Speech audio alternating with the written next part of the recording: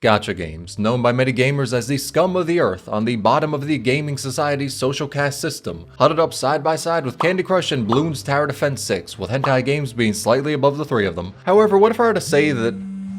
What's that? Did y'all just put a hit out on me for saying Bloons is ass? Well, anyway, gacha game scams, let's talk about them. Now what I mean when it comes to scams are not inherently specific gacha games themselves. Granted, stuff like FGO exists, so the extent of my tolerance towards saying that is tested in the face of the 200 pulls I did to get the equivalent of nothing except for half-breathed carbon dioxide, but I am talking about gacha game ripoffs. And there are some such as cash grabs for popular IPs, but those are about a dime a dozen to find, so I don't care to really talk about them. Instead, I'm going to talk about gachas that have stolen character designs, wasted thousands of dollars by players, were investigated by the government for breaches of contract, and completely rigged the gacha mechanics without the players knowing. But to start off with a small-scale scam, look at these two Arknights characters. On the left we have Saria, and on the right we got Leslie. Now these two designs are fairly unique. I mean, they got the regular old Arknights features like horns and whatnot, because the game's 50% of the way to being tagged as a furry one. But the designs are pretty noticeable. They ain't out here looking like the average character in a MiHoYo game. So with that being the case, I want you to imagine a way you can steal the designs without it being obvious. Like, if you were to be making a scam and, for whatever reason, decided stealing the designs of one of the most popular gacha games would be a goated idea, then how would you do it? Because whatever you thought, I guarantee it was better than this shit, cause goddamn they did not even try. This 1 million IQ scheme was done by a game called Girls' Mansion. They decided to steal the two, incredibly, damn unique, designs for their ads. Now, in response to this, Arknights sued them and made the company agree to never steal Arknights' designs again, as well as having them pay a settlement amount. Now, generally, that's where the story ends, and it makes for a good laugh, cause after all, the lawsuit was settled in Hypergrif's favor, and it's a pretty open and shut case. But I actually wanted to dig deeper into this to see what's up, and because of that, I decided to download the game. Now to do this, I had to find the original Chinese version of Hypergrif's statement on the game, and use my non-existent understanding of the Chinese language to figure out which of the quoted games was not titled Arknights. Now from there, I copied the name and threw it into Google, landing me on, honestly, some of the sketchiest fucking sites I've ever witnessed. And one of them had a big green download button, which, as you all know, is not a recipe for disaster in the slightest. So I clicked download, and about 30 fucking minutes later, don't know why this shit took so long considering it was 136 megabytes, the game, or possible virus, was downloaded. And yes, don't worry, I scanned it with virus total. Only one vendor said it was a Trojan, so I'm sure it's fine. Now after asking for my, fucking location, it went to download the bulk of what I can only pray is a video game. And I need Chinese citizenship to sign up. Fuck. Well boys, we tried hard, but it appears the battle has been lost. However, in place of playing that game, there is one scam I was able to get my hands on, Winning Derby. Now this is I was gonna say clone or copy, but that feels a little generous given what it is. This is a deformed abomination wearing the rotted skin of Uma Musume. Now you see, Uma Musume is a game in which you get horse girls and race them. You know, every time I say that, I'm still confused on how this game pulls in millions, but at the same time, I ain't really mad at it, get that bag. However, within getting that horse girl bag, some other companies decided, hey, that shit don't look half bad, wouldn't mind getting a slice of that pie myself. Let's forget about the fact that the Yakuza is pretty invested with their company and also threatens doujin artists to not make hentai of the characters. And within forgetting that, they decided to make Uma Musume but dog shit. Now you see, they basically took the gameplay loop of it, dumbed it down to where a toddler could play it because a fully developed brain is not within the target audience for this slop, and sprinkled on top of this delightful package is AI art. Yep, everything in it is AI art. Deadass, the shit ain't even like AI assisted art or maybe Photoshop to hide it, nah. This is the most obvious shit known to man. You can take a caveman from the Stone Ages and they'd probably be able to sniff it out. And the text of the game I'm pretty sure is also AI translated, because the formatting is beyond ass. It flows like a leaking septic tank and they didn't type out stamina correctly. Brother, why? That is a question that will permeate the depths of my soul because I cannot understand who this game is for. It's kind of like the Minecraft ripoffs you'd see on app stores. Except the difference is, those would either be free or incredibly cheap for the game. Meanwhile, you expect people to gamble for AI art. Goddamn, that shit makes the NFT idiots look like geniuses. And you may think to yourself, well, I mean, the gambling makes it so you can see them in gameplay, so at the very least, even if it is AI art, the models will be unique on their own. Well, here's the thing about that. Within the desaturated hellscape one might mistake as gameplay, the godforsaken 3D models do not even look like the generated abominations you gamble for.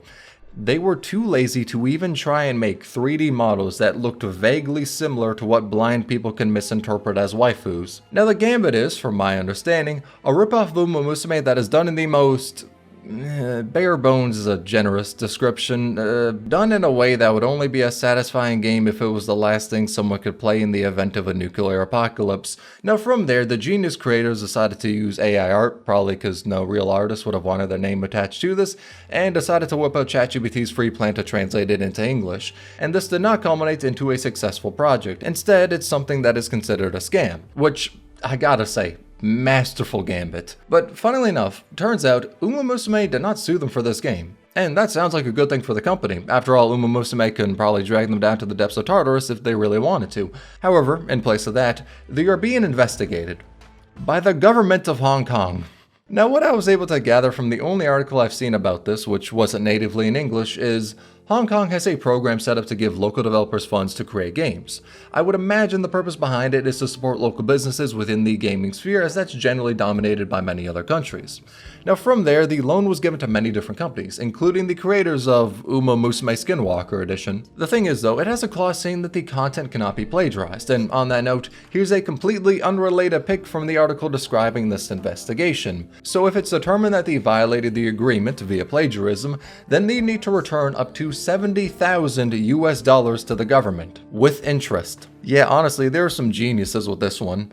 And it is important to note that the branch for the program did say that during development of the game, they had not noticed anything that would violate the terms. However, after it released, and anyone who had briefly heard the words Uma Musume in passing saw it, they all called it a ripoff, thus prompting the investigation. Now, I tried to find the result of this investigation, but not much info came up. I mean, the latest article I found was a Japanese one made in late August, but that still only talks about the investigation, not the results of it. However, I was able to find something interesting. So for the Tokyo Game Show that's happening at the time of writing this script right now, the Hong Kong Game Enhancement and Promotion Scheme has floor space and they're showing off 12 domestically made games, Winning Derby being one of them. So I wasn't able to find if the investigation resulted in them needing to return that money. If I were to hold a guess, I'd say the investigation is still ongoing, and them being at the Tokyo Game Show means one of two things. Either one, it's because, according to the contract, in addition to gaining money, they were to be given floor space at the Tokyo Game Show. So even if they are under investigation, if it has not been revealed for them to have breached contract, then they are still under contract, which means they should have floor space. And the other possibility could be that they cleared up the situation already and it was determined to not be plagiarized. Now, regardless of the outcome, if Uma Musume is standing behind them just waiting to bring them out back and ship their body to 50 different countries, that remains to be seen. However, when it comes to big IPs, there is one scam to talk about: Harry Potter Magic Awakened. So to talk about what the game did to scam people, let's set the stage. The game had an event where any of the premium currency you bought, named Starstones, were doubled. It's the basic gacha mechanic of buy this pack of currency in a 2-for-1 deal, so everyone uses the opportunity to cash in on the deal and get a shit ton of gems.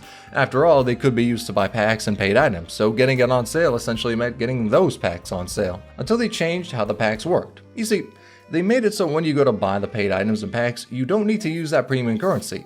Instead, you could just buy it straight with real money. Meaning, anyone who spent money to buy that premium currency to then use it in buying future packs can no longer use it for that. They made use of the deal under the assumption that the gems would continue to be used how they normally were, and then they were made to be not worthless, but worth less. And the response to this was, I mean, you could probably imagine. A hashtag saying the game was scamming people got onto the trending list of Chinese social media, as this was prior to it being released on global. Now, one would hope that with this game being a thing, it was only a one-time fuck-up, not a pattern of behavior or anything. Yeah, no, it wasn't. Before this game happened, they had a case of false advertising. There was this pack that was up for purchase, and it was worded and shown in a way to make the buyers believe that after spending money for it, they would receive everything in it immediately. However, to get the items people really wanted, it turns out that, after purchasing it, they needed to increase their level to 100. And to do that, they either needed to play every day or, in some cases, purchase stamina so they could feasibly level up to 100 in that time limit. Meaning that the pack was framed in a way to where people were misled in thinking that, for fucking paying money, they would receive what was advertised to them. But after buying it, they were told they either gotta spend more for stamina refills to actually get what they had already paid for, or they had to grind this shit like a full-time job. Now, in response to people being pissed as hell about this, they did compensate players who bought it by giving them the items outright. Which is good, but when you look at what they did a couple of years later, yeah, it doesn't precisely paint the greatest faith for them. However, in all of this, the weirdest part is, I heard the game itself is not half bad. which might come as a shock considering when you see a notable IP made a gacha game, yeah, that's a pretty good track record for it to be some dog shit. But from what I heard, mismanagement really hurt the game, so much so that the global version is shutting down late October this year. And with that being the case, there's something that I've always questioned when it comes to situations like this. If your game is good, then why do companies feel the need to scam their players or make really short-sighted business decisions for profit when a game with staying power would make them more money? And in terms of an answer, I don't particularly know one. I'd say there's probably a couple of different reasons. Maybe internal data revealed whatever game they had wasn't going to last long, so they decided to cash out while interest was still high. I mean shit, look at Tower of Fantasy. The game itself is definitely more than playable, but the numbers it's pulling in isn't really the most insane thing. Maybe it would have been a more viable strategy to release some beyond insane value pack when the game was popping off to cash in on the lightning in a bottle. Or, to take a more fucked up approach, maybe they would have driven sunk cost fallacy and had more people stick with the game. Now, I'm not saying that they should have done this, but I am wondering if, from a place of pure profits, if something like this would have explained why some companies seem to cash out on their games instead of trying to build them into a long-term game, like FGO with it having lived longer than the goddamn dinosaurs. But then you look at this game, something that, aside from the scams in the other regions' versions, did fairly well due to it being good. Then on the global side, they decide to remove content from the battle pass, skyrocket the cost of stuff by up to 100 times, and oh, yeah, made a skin that costs $100. Brother, why? What do you stand to gain from this except from your inevitable shutdown? But I suppose for a silver lining, at least players were able to look at this stuff happening and get a feel to not spend in the game, or at the bare minimum, spend less. Because my personal perspective is that if a company is not respecting you as a player, don't respect them. They don't deserve your money, they need to earn it. But that perspective only works when the company gives you a reason to be pissed at them, and at times, they don't foreshadow fucking you over. Which is precisely the case of what happened with the global version of Princess Connect, where it was announced to players that in a month, the game's global version will be shut down. Yep, out of the blue and only a month left to really play the game. Now, it's not like the global version was looking like it was thrown into a meat grinder prior to this announcement. After all, the money it brought in wasn't insane by any metric, but given the type of game Princess Connect was, it wasn't really expected to collapse with these numbers, especially when you factor in how a bit before this announcement, the game got a pretty big update, and also, to a more fucked up note, they had a pack to help progression in the game for new players, which, yeah. But thankfully, at the time the game was hacked into a million not-so-connected princesses, Crunchyroll made an article talking about the loss of losing a game you love. So maybe the people Crunchyroll screwed over can find solace in that? But the fact remains that seemingly out of the blue,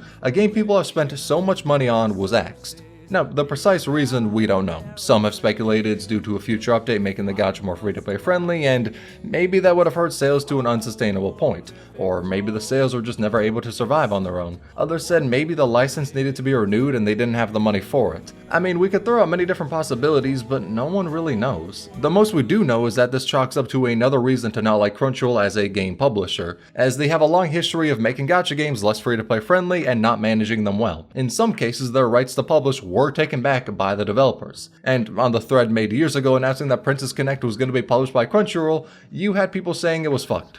Which, yeah, we're gonna call them prophets because they scouted that shit. Now, maybe to some, a situation such as this doesn't classify as a scam. Maybe instead, some just think it's a risk you take when playing a live service game, which is entirely true. With many live service games, you need to be prepared for your ability to play them to just vanish if it's no longer profitable. However, with that being the case, when we have a company that does this out of the blue after having just sold a new player pack, and they have a history of screwing over so many games they've published, yeah, it doesn't paint the cleanest picture. Like, when you have a storied history of taking on the role of a publisher, then mishandling the game so much to where you can make a Fortnite montage of their deaths, I ain't gonna view the company with that much faith. As shutting down a dying game is understandable, and players can generally scout that out. When Revived Witch died, no one was surprised considering the fact it was pulling in a 1 out of 3,350th of what Genshin was making. So in a case like that, I don't feel as though many people can be mad because even though it was shutting down, the most obvious writing is on the wall. Whilst a situation like this feels purely motivated to maximize profits so they can send employees to work on their next gacha game, which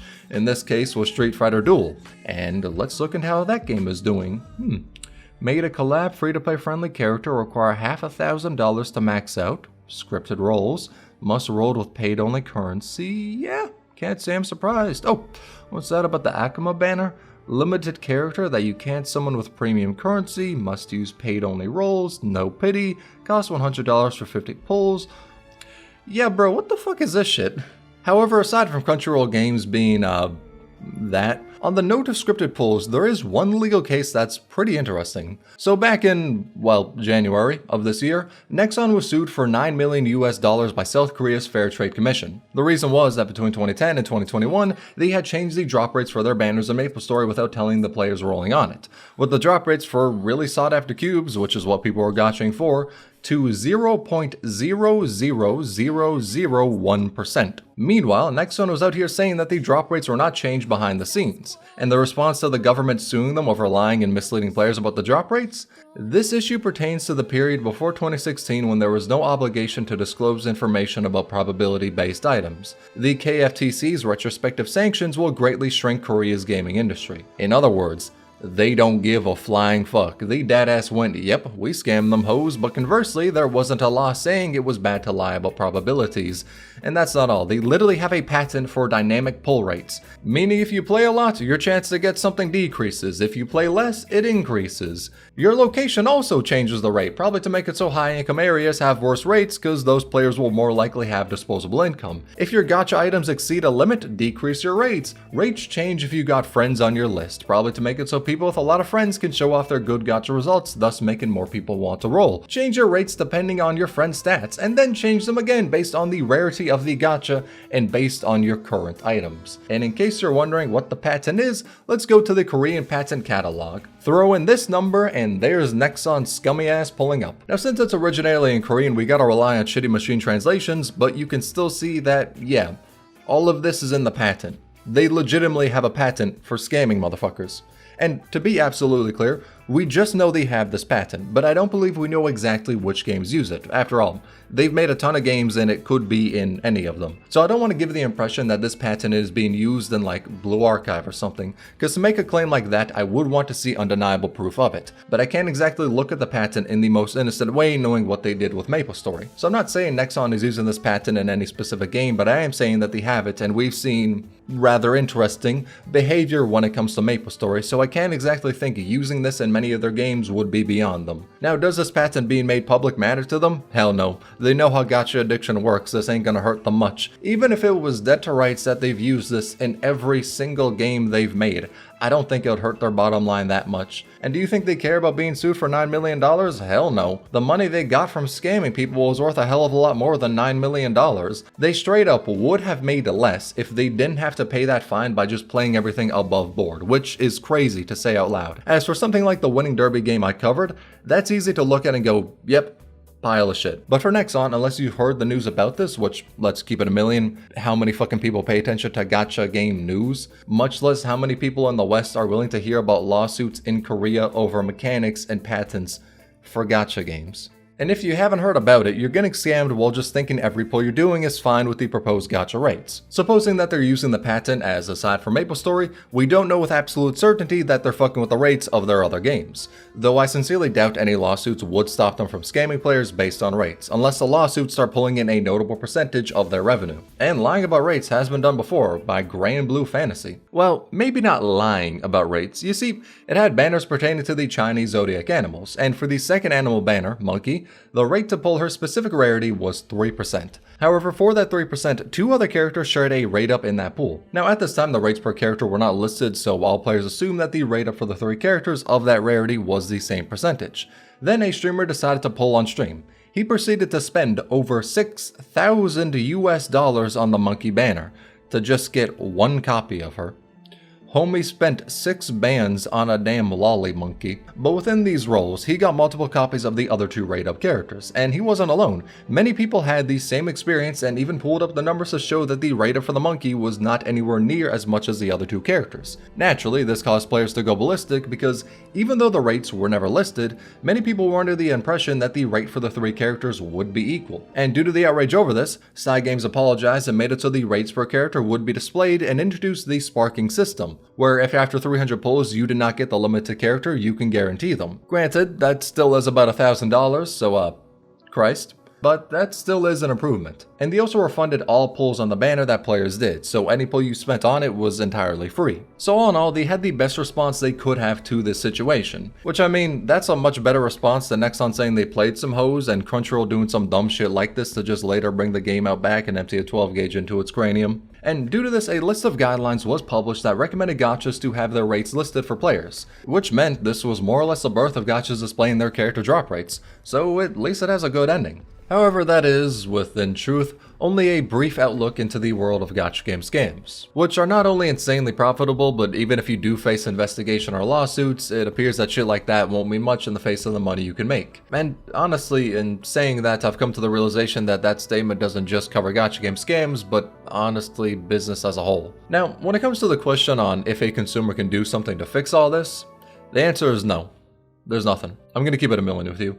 There's not much an average player can really do to sway things like this. Much less an average Western player, because after all revenue from the West is a speck of dust when compared to the East. So even if a large-scale protest happened to try and boycott these games, I don't think it would work.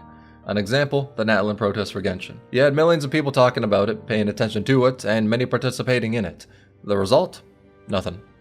In fact, you had many people who protested Natlan suddenly drop their morals they paraded so much the second it became less popular to say you're boycotting Genshin. Hell, even the boycotts of Genshin said it was still fine to play the game, like what the hell? And I'm not saying this to shit on the people who play Genshin, I'm just using it as an example to say that, yeah, many of these boycotts and protests don't really pan out. In some cases, it's because they were handled as well as dropping a hydrogen bomb into a dumpster fire, or the company that was being boycotted against just didn't care.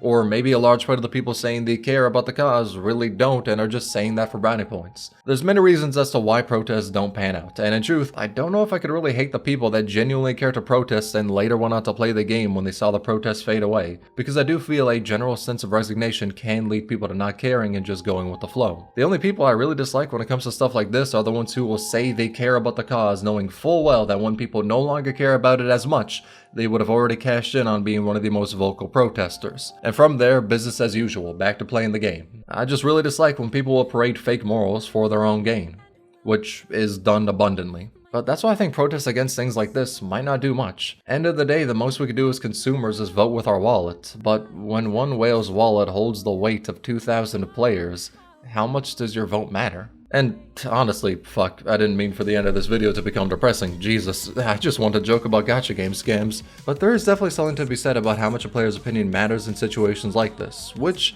I might dive into more in a future video. That seems like a pretty interesting topic. As I wouldn't say it's worthless, but it's complex and I wouldn't be able to sum up my thoughts here. But hey, to end this video on a bright note, just know that regardless of how much you fuck up in life, at least you're not the people who decided to rip off Uma Musume using AI art. I'm coming for you.